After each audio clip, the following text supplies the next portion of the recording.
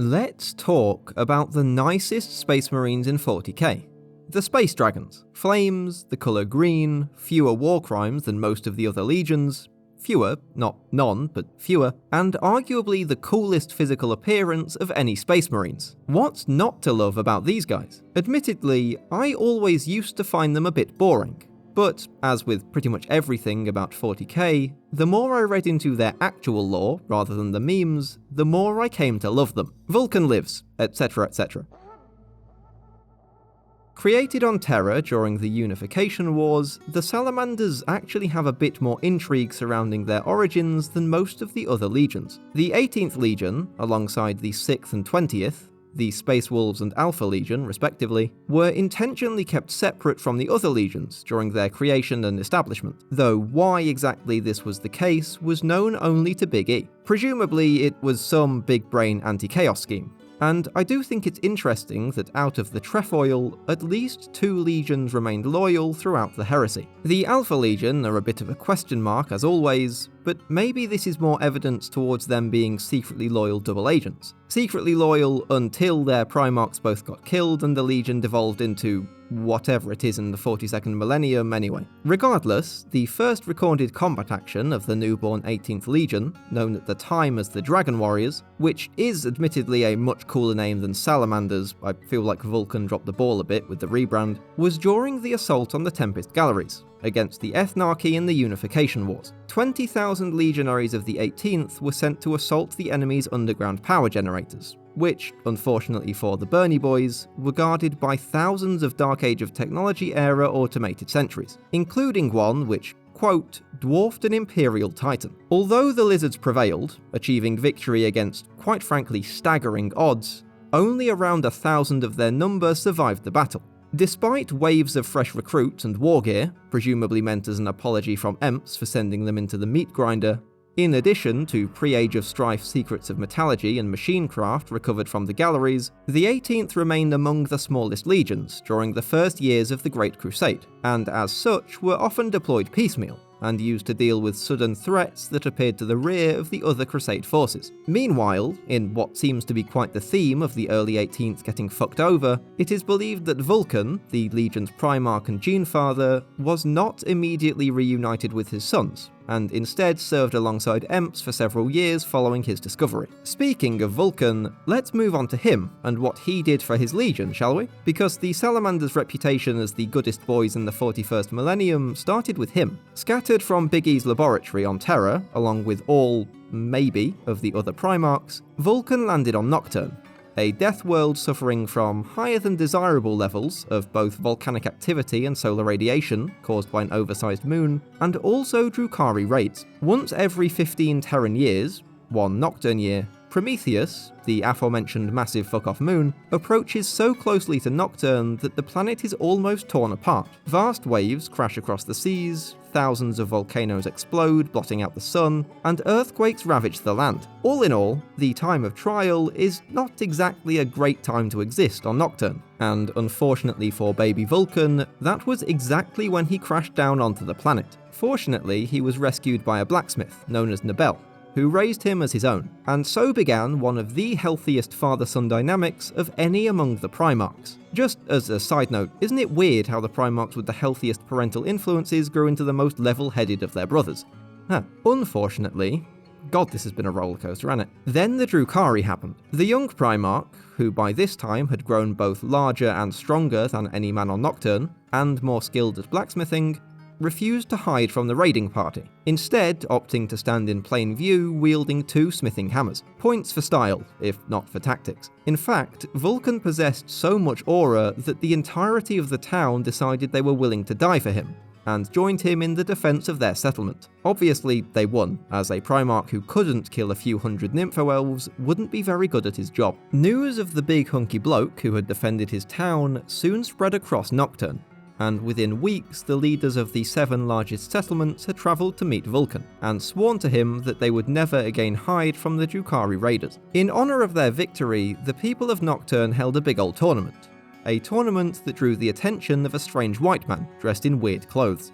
Said white man claimed that he could best any man at the competition, a bold claim when this is your competition, and wagered that whoever lost would swear eternal loyalty and obedience to the victor, terms that Vulkan accepted. The games lasted for 8 days, by the end of which the two were conveniently tied. As a tiebreaker of sorts, the Elders of Nocturne decided that the winner of the contest would be determined via salamander hunt. Salamanders in this case being giant fire-breathing dragons native to Nocturne, not the Space Marines or these little guys, which wouldn't be a very impressive hunt anyways, just to clear up any confusion. Anyway, both contestants were given 24 hours to forge a weapon, before using said weapon to go and kill a newt. Climbing a big old mountain, Vulkan quickly found and killed a pretty big lizard, before the mountain revealed itself to be a volcano and Vulkan was left hanging by one hand from a cliff, with the other hand holding his prize. After hanging as such for literal hours, nobody ever claimed Vulkan was the smartest of the Primarchs, he was found by the mysterious white man, who arrived holding an even larger salamander than the one killed by Vulkan. Seeing the Primarch in distress, the stranger threw his drake into a lava flow, using it as a bridge to reach Vulkan and rescue him, which was very noble and all, but did lead to Vulkan being declared the winner of the contest, as the proof of the stranger's victory was rapidly burning away inside a volcano. What I'm saying is that this was a risky move from Big E. Oh yeah, the stranger was actually the Emperor of Mankind. Spoilers. Luckily, Vulkan wasn't as opportunistic as some of his brothers, and pledged himself to the stranger, saying that any man who would value life over victory and his own pride was worthy of his service. This was perhaps the largest misjudgment of character Vulkan would ever make. There's a cute little short story, Mercy of the Dragon, that goes more into the dynamic between Hephaestus and Big E after the latter revealed his true identity. Basically, the two chatted for a bit, with Big E telling Vulkan about the Imperium of Man, the horrors of Old Night, and the Great Crusade, and Vulkan essentially telling his dad to piss off, that he was happy being the son of a blacksmith, thank you very much, and he had absolutely no interest in being a general like his brothers, as he only desired peace. Big E, in turn, said that Vulkan was utterly unlike the other Primarchs, a fact that the Emperor considered his greatest achievement, and that Vulkan was in the unique position of being able to teach his brothers humanity, a lesson which Vulkan most definitely tried to teach, though the degree to which it stuck varied somewhat from Primarch to Primarch. As you'll remember if you've been paying attention, Vulkan did not immediately join up with his legion, following his collection by Big E. Instead, he spent some time by the side of the Emperor, as well as studying under the tech priests on Mars and his brother Ferrus Manus, both of whom shared an affinity for crafting, though Manus was much more utilitarian, while Vulkan liked prettying his creations up, a source of much banter and sass between the two. When Vulkan was finally reunited with his Gene Sons, it was at the head of a fleet of 3,000 new recruits, accompanied by warships and war machines of Vulkan's own design, arriving just in the nick of time to rescue 19,000 legionaries, who had held out against a quite frankly unreasonable number of orcs, in order to allow 3 entire planetary populations to be evacuated to relative safety. In the aftermath of the battle, which the legionaries won in case you were wondering, Vulkan refused to allow his sons to kneel to him, instead kneeling to them in honour of the lives they had saved and the price they had paid to do so. Naming his legion the Salamanders, in honour of the contest between himself and Emps, Vulkan reorganised the legion into a structure that persists through to the modern day of the setting, though appropriately scaled down after the introduction of the Codex Astartes, with 7 companies to a chapter, each company founded by one of the 7 great settlements of Nocturne, and commanded by a captain from that settlement. Within the companies, each individual developed a record of deeds and achievements, marked by unique titles often recorded in stylized glyphs on the bearer's armor, or else branded into their flesh, with these titles just as often awarded for the accomplishment of a particular craft as for an act of courage in battle. The number of chapters, and indeed total size, of the Legion during the Great Crusade is a matter of some debate. They are often said to have always been the smallest legion, but then also are sometimes noted as being larger than the Thousand Sons. They were definitely among the least numerous of the legions at the outbreak of the Horus Heresy at least, having somewhere around 80,000 legionaries or so. As well as restructuring the legion, Vulkan also endeavoured to temper his sons to become more reasonable and less suicidal, while still keeping their general good guy attitudes. And it worked a treat, as evidenced by the countless memes about how cool they are. It was also around this time that Vulkan burned a surrendering Eldar child to death, but we don't need to get into all that here. Long story short, it was the Night Lord's fault. Moving on. Sadly, there isn't much to write about the Salamanders during the Heresy, as they were, along with the Iron Hands and Raven Guard, decimated at the Dropsite Massacre on Istvan V that marked the outbreak of the Heresy proper. Some few Sallies managed to withdraw and regroup with the other so-called Shattered Legions, and either joined up with the remaining full-strength Loyalists, or began campaigns of guerrilla warfare against the traitors. But, from the 80,000 or so Marines who landed at Isfahan, only somewhere around 2,000 survived. Vulkan himself was literally nuked from orbit by the Best Legion, and torn apart by their warriors with help from the Night Lords. But luckily, he lived. Much like Emps, Vulkan was a perpetual, and could regenerate after being killed, a trait that was unique amongst his brothers so far as we know. Though he probably wished he wasn't at that moment, as he was captured by Konrad Kurz and tortured to death for several months, until he was able to bonk Kurz and teleport away. We'll check back in with him in a bit. What few battle brothers survived the Dropsite Massacre regrouped at Macragge during the short-lived Imperium Secundus, and eventually came under the leadership of First Captain Artellus Numian. There they would find the burned-up body of their Primarch, as Vulkan had unfortunately teleported away from Kurz directly into the upper atmosphere of Macragge, and had burnt up during re-entry. One would imagine he could have programmed the teleporter a few kilometers lower, but hey-ho. Driven mad by repeated deaths at the hands of the Night Haunter, who at this point had escaped from Lionel Johnson's flagship onto the surface of Macragge, it's a long story, Vulkan escaped from the apothecarian he was being kept in, raided Guilliman's armory, and pursued Kurz across an entire city, before being stabbed by a shard of Biggie's power manifest by everyone's favourite character, John Grammaticus. Ultimately, Vulkan's corpse was taken back to Nocturne by Numian, who jumped into Mount Deathfire in order to kickstart Vulkan's perpetual abilities, as they weren't working after this last death, for reasons unknown to man nor beast. Following his rebirth, Vulkan wanted to keep a low profile, and led 3 of his sons, known as his Draxord, into a webway gate beneath Nocturne, which led them to the Imperial Palace in time for the siege, and in time for Vulkan to kick the shit out of demonified Magnus in view of their dad. Following the Siege of Terror, the Salamanders were one of the only legions to not be split into any successor chapters, as due to the losses they suffered during the Dropsite Massacre, and throughout the Heresy as a whole, the Salamanders were barely at full chapter strength when the reforms took place. Vulkan stuck around to lead his battered new chapter for a while, before wandering off, much like Leman Russ, promising to return to his sons in their hour of greatest need. Unlike Leman Russ, however, he has actually been seen since, returning to save the Imperium during the War of the Beast, blowing himself up in the process.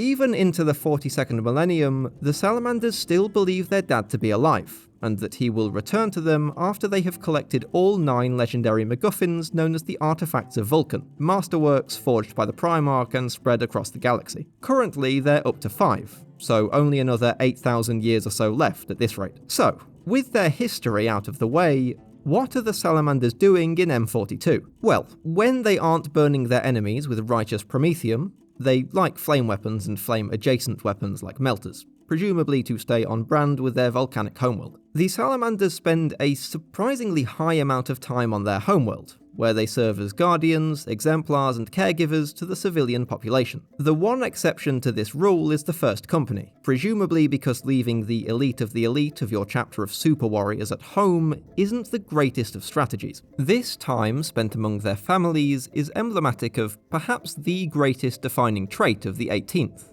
their compassion and love for humanity. While most Astartes chapters view it as their duty to protect the Imperium, the Sallies are among a comparatively much smaller group who have made the logical leap that defending the Imperium also means keeping its citizens alive. This has, at times, caused a bit of friction with other chapters, though by and large the Sallies are among the most well-liked of any chapter. The most well-known example of this is during the Hellsreach book, when the Black Templars want to advance and gain ground against the Orcs, shocker, while the Sallies would rather hold their position and secure the civilian populace, ultimately leading to an Orc war boss managing to escape, though saving a few thousand civilians who may have been killed had both groups of Astartes advanced. Neither side is necessarily correct over the other here, I just like it as an illustration of how the Sallies' tactics differ from certain other chapters. With all that being said, I do want to stress that, Despite being nice when compared to other Space Marines, the Sallies are still Space Marines, with all the xenocide, war crimes, and general grimdarkness that comes with being brainwashed super soldiers in service to a corpse on a giant office chair. Though the Salamanders follow the Codex Astartes, mostly there are some peculiarities like having 7 oversized companies rather than 10, but you get the point. They also follow the doctrines of the Promethean cult, the variant of the Imperial cult native to Nocturne, which places high emphasis on self-reliance, self-sacrifice, loyalty, collective decision-making, and the good of the whole. As such, the people of Nocturne, and by extension the Salamanders themselves, are prone to holding councils of elders in order to debate and decide upon a course of action, rather than the stricter hierarchies common in other chapters. The Promethean doctrines also lead to the Salamanders being stubborn cows. Trained to never give up or retreat, they will happily hold a position for months on end, even when the rest of their squad has died around them. This is pretty standard for Astartes anyway, but the Sallies turn it up to 11. Trained as blacksmiths during their recruitment trials, each and every Salamander is capable of maintaining and repairing their own weapons and armour, as well as personalising and embellishing it, making them among the more drippy of chapters, even if this isn't really portrayed on the tabletop. For fair if disappointing reasons, you can't really release a completely separate infantry sprue for a relatively unpopular chapter,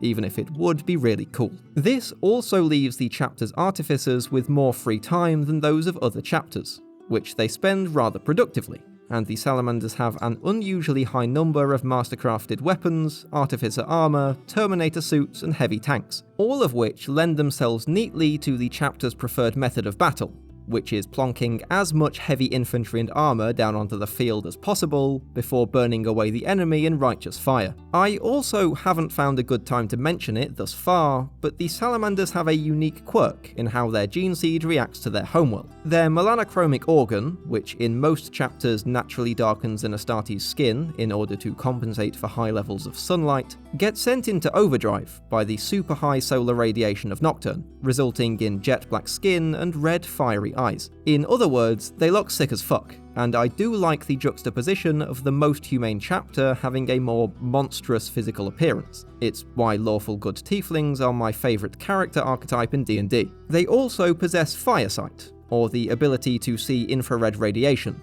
leading to the use of a heat-producing material built into the surface of their armour, robes, standards, and vehicles that can be used to display strategic designations and tactical markings in perhaps the coolest way imaginable. So, that was the Salamanders, a chapter that I will fully admit I completely wrote off as boring before looking further into them, and I can only apologise to any Sally fans for where I put them on my Legion ranking video. If you've made it this far in the video, thank you so much, it really does mean a lot. Like, subscribe, all the rest. A huge thank you to my wonderful channel members, Vort, Victory Kaiser, Kraydog, Jewish Dictionary, Tootsie Cat Meow, Emondo, SP Keating, and Celtic99 for supporting me, even through this latest long absence, and I will see you all in the next video.